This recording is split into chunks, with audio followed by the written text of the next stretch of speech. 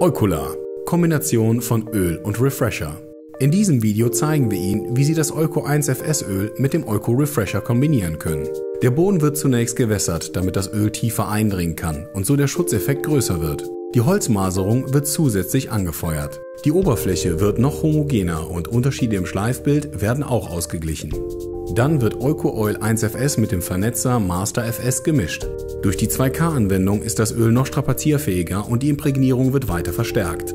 Der Auftrag erfolgt mit einem Federspachtel. Mischen Sie nur so viel Material an, wie Sie in 2 Stunden verarbeiten können.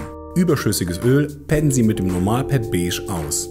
Jetzt wird mit dem Refresher gearbeitet. Der Refresher ist ein dünnflüssiges Pflegeöl auf Öl- und Wachsbasis und enthält Carnauba und Bienenwachse. Es bildet eine farblose Opferschicht, schützt den Boden, feuert die Maserung weiter an und lässt sich aufgrund seiner dünnen Einstellung sehr gut verarbeiten. Hier wird es direkt nach der Verlegung verwendet. Aber auch in der Bodenpflege frischt es ausgelaugte Holzböden wieder auf. Der Refresher wird ebenfalls mit dem Normalpad Beige auspoliert. Im Vorher-Nachher-Vergleich sehen Sie, wie ein warmer Braunton entstanden ist und dass die Maserung schön herausgearbeitet ist.